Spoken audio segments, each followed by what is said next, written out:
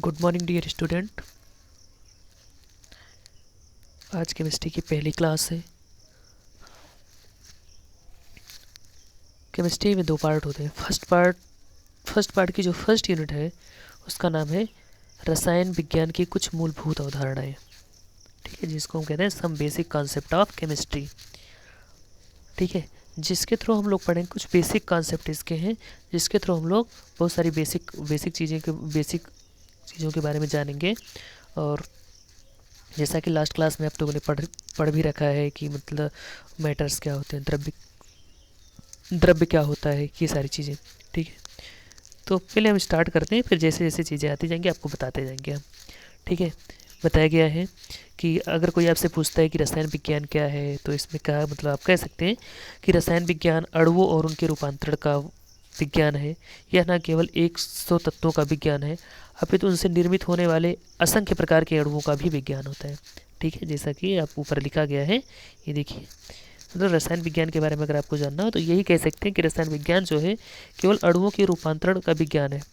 ठीक है, अणु जो होते हैं मतलब उनके रूप एक रूप से दूसरे रूप में परिवर्तन जो होता है, एक या दो अलग अलग प्रकार के अणु आपस में मिल करके किसी तीसरे प्रकार के अणु का निर्माण कर लेते हैं, या दो अलग अलग एलिमेंट्स मिल करके, दो अलग अलग परमाणु मिल करके एक अणु का निर्माण करते हैं। फिर वही अणु आप दो अलग अलग या सेम टाइप के अणु आपस में मिल करके मतलब किसी बड़े अणुओं का निर्माण या किसी बड़ी चीज़ का निर्माण करते हैं। तो इस तरह से क्या होता है, इसके अणुओं का रूपांतरण होता है। इसके मतलब अणुओं का रूपांतरण ही क्या कहलाता है, आपका रसायन विज्ञान कहलाता है। और ऐसा नहीं है कि आपने पढ़ा भी होगा कि लगभग 118 तत्व ज्ञात हैं रसायन विज्ञान में, तो वही कह रहा है कि मतलब केवल ये 100 तत्वों का ही 100 अणुओं का ही मतलब विज्ञान नहीं है, अपितु बहुत इसका क्षेत्र इसकी सी मतलब क्या है, बहुत ही ब्रॉड है, जिसके अंदर बहुत सारी चीज़ें को हम लोग पढ़ते हैं। हमारी डेली लाइफ या हमारे आसपास हमारे इन्वायरमेंट में जितने सारे इवेंट्स होते हैं, आप धीरे धीरे पढ़ेंगे आपको मालूम होता जाएगी कि मतलब हाँ ये सारी चीज़ें केमिकल रिएक्शन यानी रासायनिक अभिक्रियाओं या रासायनिक परिवर्तनों पर भी आधारित हैं, और बहुत सारी चीज़ें हम लोग देखेंगे। तो सबसे पहले हम लोग बात करते हैं बेसिक चीज़ में, बेसिक कॉन्सेप्ट की बात हो रही है, तो सबसे पहले हम बात करते हैं द्रव्य क्या है। द्रव्य आप मतलब पिछली क्लासों में पढ़ते चले आए, आपको मालूम है कि वह वस्तु जो स्थान घेरती है, जिसके पास स्वयं का द्रव्यमान होता है। ठीक है, खुद का घनत्व होता है, द्रव्यमान होता है। ठीक है, जिसे हम महसूस कर सकते हैं। ठीक है, जिसे हम मतलब फिजिकली जिसको हम लोग महसूस कर सकते हैं, जिसे हम छू करके अनुभव भी कर सकते हैं, मतलब जिसको हम लोग एक्सपीरियंस अनुभव कर सकते हैं कि हाँ कोई चीज़ है, वो हमारा द्रव्य कहलाता है। ठीक है, उसमें सारी चीज़ें हो जाएंगी, लकड़ी हो जाएंगी, लोहा हो जाएगा, है ना, पानी हो जाएगी, जो कुछ भी बहुत हर चीज़ मतलब इस यूनिवर्स में, इस ब्रह्मांड में जितनी भी चीज़ें हैं जिसमें खुद का द्रव्यमान है, खुद का मास है, जो स्थान घेरती है, ठीक है, वो सारी की सारी चीज़ें द्रव्य कहलाती हैं। हवा भी आपका हो गया, पानी भी हो गया, सारी की सारी चीज़ें आपकी द्रव्य हैं। अब इसके क्लासिफिकेशन की बात करी जाए या इसके अवस्थाओं की बात करी जाए, द्रव्य की अवस्था जनरली सामान्यतः आपको पता है कि द्रव्य जो है 3 अवस्थाओं में पाया जाता है। फर्स्ट आपका है ठोस, दूसरा द्रव, तीसरा और आपका क्या होता है, गैस। ठीक है, ठोस, द्रव और गैस। अब देखिए ठोसों के बारे में आपको पता है, देखिए यहाँ पे फिगर में आपको दिखाया भी गया है। और ये आपके ठोस को रिप्रेजेंट कर रहे हैं, ये द्रव को, और ये आपका गैस को रिप्रेजेंट कर रहे हैं। ठीक है, ठोस, द्रव। और ऐसा क्या होता है, ठोस आपको पता है कि ठोस के बारे में आपने पढ़ा होगा, ठोस द्रव गैस के गुणों के बारे में आपको मालूम कि ठोस का जो आकार होता है, आकृति जो होती है वो निश्चित होता है। आकृति और आयतन दोनों निश्चित होता है। और कोई पूछे आपसे कि ऐसा क्यों होता है, तो आप यही बताएंगे कि ठोस जो होते हैं, ठोस के अणु यानी जिन पार्टिकल यानी जिन अणुओं से मिल करके वो बना होता है, जो उसके अवयवी कण होते हैं, कॉन्स्टिट्यूएंट पार्टिकल्स जिसको हम लोग कहते हैं। अवयवी कण का मतलब ये होता है बेटा कि मतलब कि जैसे किसी भी कोई भी पदार्थ आपका है, अगर कोई आपसे कहे इसके अवयवी कण, यानी जिन चीज़ों से मिल करके वो बना हुआ, वो उसका अवयवी कण कहलाएगा। ठीक है, जैसे अगर मान लीजिए फॉर एग्जांपल की बात करें, हम अवयवी कण की बात करें, तो अगर मान लीजिए कोई बिल्डिंग है, कोई इमारत है, अगर कोई आपसे कहे इसका अवयवी कण, इसका कॉन्स्टिट्यूएंट पार्टिकल्स क्या होगा, तो जनरली मतलब आप यही बोलेंगे ना कि ब्रिक्स जो ईंट होती है, ईंट हो गया, सीमेंट हो गया, ये सब इसके क्या हो गए, अवयवी कण होंगे, जिससे मिल करके ये बना हुआ। जनरली आप ईंट ही बोलेंगे। ठीक है, और भी चीज़ें होती है, सीमेंट भी है उसमें, तो ईंट बोल देंगे, मतलब उसका अवयवी कण है, कॉन्स्टिट्यूएंट सबसे सूक्ष्मतम इकाई उसकी क्या है, ईंट है। तो यही चीज़, तो ठोस जो होते हैं उसके जिन कणों से मिल करके बना हुआ होता है क्या होते हैं वो उन, ठीक है, उसकी आकृति और आयतन दोनों निश्चित होता है। बात करते हैं हम लोग द्रव की बात। द्रव जो आपके होते हैं, द्रव के अवयवी कण जो होते हैं, ठीक है, इसका आयतन तो निश्चित होता है लेकिन इसकी आकृति निश्चित नहीं होती है, इसका शेप निश्चित नहीं होता, फिक्स नहीं होता है, ठीक है। क्यों? क्योंकि इनके अवयवी कणों के बीच लगने वाला जो अंतरा आणविक आकर्षण बल होता है, इंटरमॉलिक्यूलर फोर्सेज जो होते हैं वो बहुत ही कम होते हैं।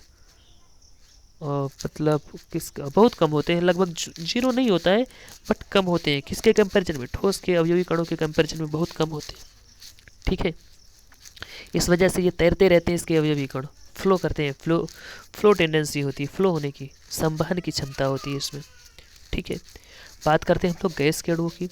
तो गैस का जो होता है, गैस की ना तो आकृति ही निश्चित होती है और ना ही आयतन निश्चित होता है। और गैस की अगर हम बात करें, ऐसा क्यों होता है अगर कोई कहे, तो आप कहेंगे कि गैस के जो अणु होते हैं या अवयवी कण जो होते हैं, इनके बीच जो लगने वाला अंतरा आणविक आकर्षण बल होता है यानी इंटरमॉलिक्यूलर फोर्सेज जो होते हैं वो जीरो होता है, बिल्कुल जीरो होता है।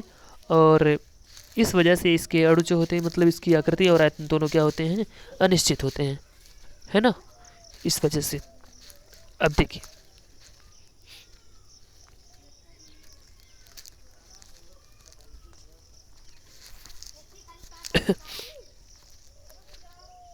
अब यहाँ पे देखिए, इस तरह से ये हो गया हमारा द्रव्य की अवस्थाओं की बात होगी, ठीक है।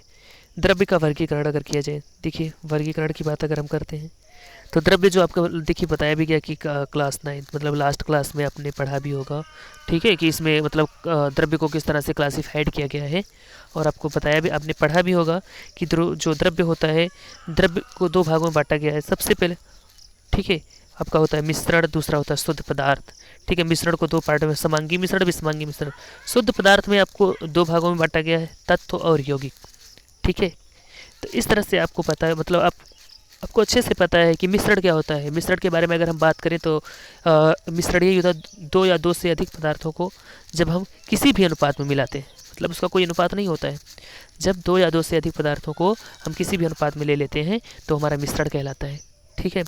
अब बात होती है मिश्रण दो तरह के होता है, समांगी और विषमांगी। समांगी मिश्रण मतलब जब दो या दो से अधिक तत्वों को हम लोग लेते हैं, मतलब जिनके भौतिक गुण एक सा, मतलब मिश्रित कर, यानी आपस में मिलाने वाले जो तत्व होते हैं, जो जिन तत्वों को हम लोग मिलाते हैं, अगर उनके भौतिक गुण एक समान होते हैं तो वो समांगी मिश्रण का निर्माण करते हैं। जैसे आपका चीनी और पानी का मिश्रण हो गया। और अगर मान लीजिए मिलाए जाने वाले पदार्थों के जो भौतिक गुण होते हैं वो अलग अलग होते हैं तो वो विषमांगी मिश्रण का निर्माण करते हैं। जैसे बालू हो गया और पानी का मिश्रण हो गया, ठीक है। शुद्ध पदार्थ की बात करते हैं तो शुद्ध पदार्थ मतलब जिसमें क्या होती है, कोई अशुद्धियाँ नहीं होती, कहीं ना कहीं से मिश्रण में अशुद्धियाँ ही होती हैं, क्योंकि, ठीक है। और जो आपके शुद्ध पदार्थ होते हैं उसमें जो जिन तत्वों को लिया जाता है वे तत्व किसी एक ही तत्व के अणुओं से मिलकर के बना हुआ होता है और उनके सारे गुण जो होते हैं, भौतिक और रासायनिक गुण, एक तरह के होते हैं, एक समान तरह के होते हैं। अब इसमें तत्व और यौगिक आपके होते हैं, ठीक है।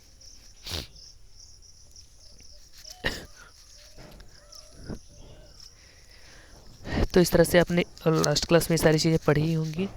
देखिए बेटा, अब जो है आगे हमको क्या पढ़ना है, जो हमारे रासायनिक अभिक्रियाएं होती है, जो रासायनिक परिवर्तन होते हैं, ठीक है, किसी भी पदार्थ का, तो कुछ नियम होते हैं, रासायनिक अभिक्रियाओं के कुछ नियम होते हैं।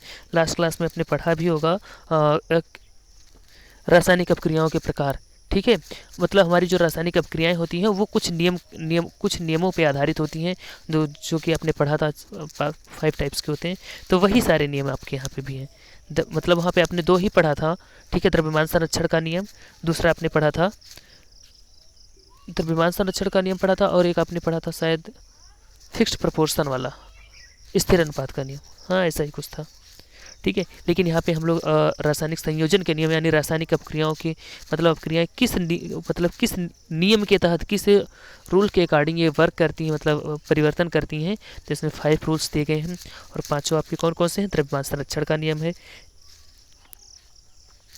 स्थिर अनुपात का नियम है, गुणित अनुपात का नियम है, और लास्ट जो आपका है मतलब 4th है गैलुसेक नियम है, और लास्ट आपका है अवोगाद्रो का नियम। अब इसमें ऊर्जा सॉरी बेटा, रासायनिक संयोजन के नियम को हम लोग बेटा नेक्स्ट क्लास में पढ़ेंगे, यानी मतलब नेक्स्ट क्लास में हम आपको बताएंगे, कल वाली क्लास में। आज के लिए इतना ही काफ़ी है। और हाँ, आप लोग मतलब प्रिपरेशन अच्छे से करते रहिए, होमवर्क जो आपका है मतलब क्वेश्चंस आप मतलब होमवर्क कंप्लीट करते रहिएगा, ठीक है।